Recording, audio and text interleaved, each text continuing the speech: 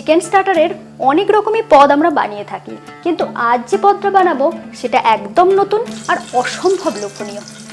প্রথম যখন খেয়েছিলাম কিছুতেই নিজেকে রেজিস্ট করতে পারছিলাম না। খেয়ে মনে হয়েছিল এ স্বাদের কাছে কাবাব, চিকেন বাটার ফ্রাইয়ের স্বাদ সবই যেন ফিকে। সব কিছু খুঁটিনাটি জেনে নিতে সঙ্গে রইলাম আমি ঋতুপর্ণা। আপনারা দেখছেন ঋতুর রান্নাঘর। এখানে আমি চিকেনের ব্রেস্ট পিস বা বুকের অংশটা নিয়েছি 500 গ্রাম। এখানে হাড় ছাড়া মাংসটাই লাগবে। এরপরে এটাকে আমি একটু ছোট ছোট করে কেটে নেব। আমি এখানে চিকেনটাকে ছোট ছোট করে টুকরো করে কেটে নিচ্ছি। আপনারা কিন্তু দোকান থেকেও এটাকে কাটিয়ে নিয়ে আসতে পারেন। এরকম সরু লম্বা করে কেটে নেওয়ার পরে এইভাবে ছোট ছোট টুকরো করে নিচ্ছি।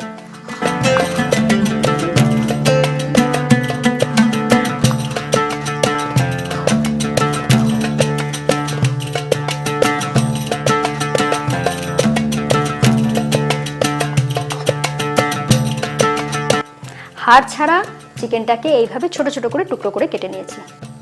এরপরে একটা পাত্রে নিয়ে নিচ্ছি। চিকেনটাকে ম্যারিনেট করার জন্য আমি এখানে নিয়ে এসেছি গন্ধরাজ লেবু। আপনারা কিন্তু যে কোনো লেবু ব্যবহার করতে পারেন।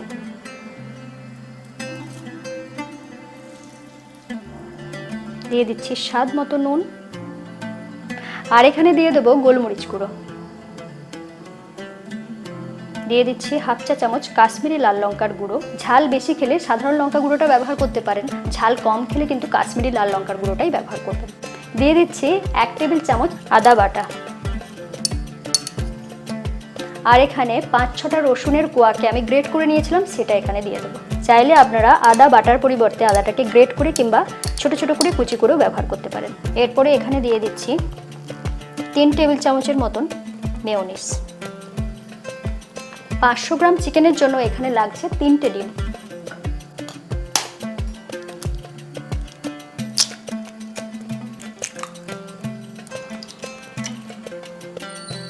আর এখানে লাগছে চিজ। আমি এখানে নিয়েছি 50 গ্রাম চিজ। আপনারা কিন্তু বেশিও ব্যবহার করতে পারেন। এর সাথে যদি এরকম ফ্রেশ ধনেপাতা কুচিয়ে দিয়ে দেওয়া হয় তাহলে টেস্টটা আর একটু বেড়েই যাবে।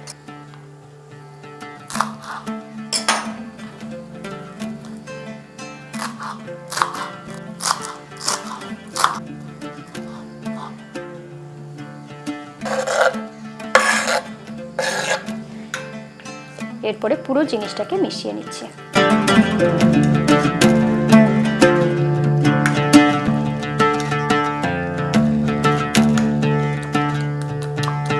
এইভাবে বেশ ভালো করে ফেটিয়ে ফেটিয়ে মেখে নিচ্ছি।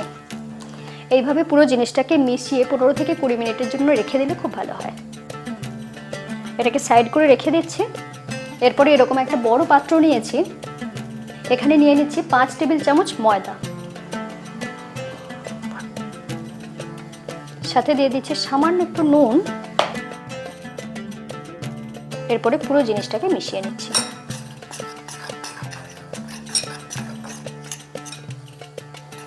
এরপরে এই যে ময়দার মিশ্রণটা তৈরি হলো এর সাথে মিশিয়ে দেব চিকেনের মিশ্রণটা।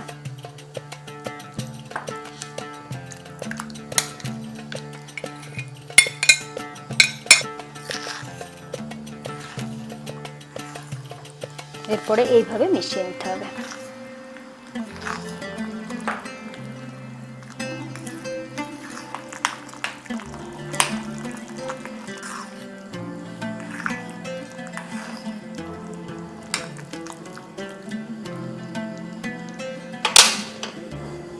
প্যান বসিয়ে নিচ্ছি একটা, দিয়ে দিচ্ছি তেল।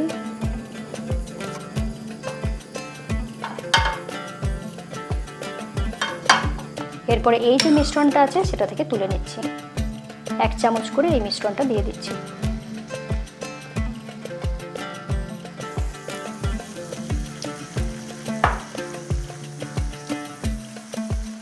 শুধু দেওয়ার সময় একটু খেয়াল রাখবেন শেপটা যেন গোল কিংবা এই ধরনের লম্বাটে টাইপের হয়।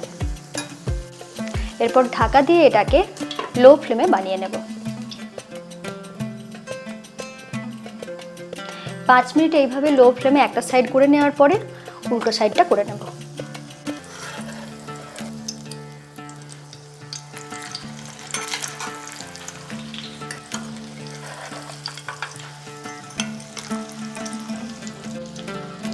এরপর আবারও ঢাকা দিয়ে এটাকে রান্না করে নেব।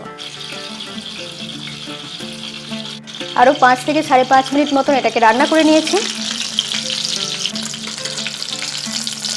এরপরে তুলে দিচ্ছি।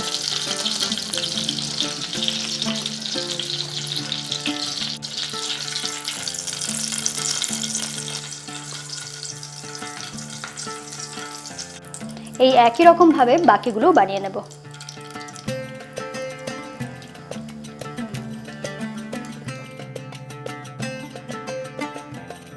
দেখতে পাচ্ছেন কত সহজে এটাকে বানিয়ে নেওয়া যাচ্ছে। আবারও এটাকে ঢেকে রান্না করে নেব। যারা রন্ধন পটীয়সী তারা তো এটা সহজেই বানিয়ে নিতে পারবেন, কিন্তু যারা নতুন রান্না শিখছেন তারাও এই স্টার্টারটা খুব সহজেই বানিয়ে নিতে পারবেন। আরও দুটো তৈরি হয়ে গেল, এরপর তুলে সার্ভ করে দিচ্ছি।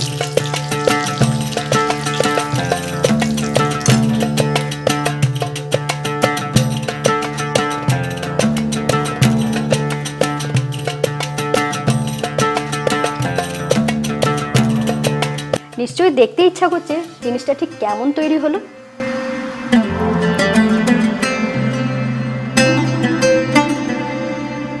ভিতরে এই যে চিকেন, মেয়োনিজ, চিজ সবকিছু যখন মুখে পড়বে বুঝতেই পাচ্ছেন ছেড়ে উঠতে ইচ্ছা করবে না। এত সহজে এত সুন্দর রেসিপি নিশ্চয়ই আপনারা বানাতে চাইবেন। কেমন লাগলো লিখে জানাতে ভুলবেন না। ভালো লাগলে চ্যানেলটা সাবস্ক্রাইব করে নেবেন, বেল আইকন প্রেস করে রাখুন। সকলে খুব ভালো থাকুন।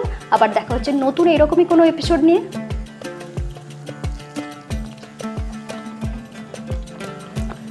এই স্টার্টারটা এতটা সুন্দর হয় যে সস যদি নাও থাকে তাতেও কিন্তু দারুণ লাগে।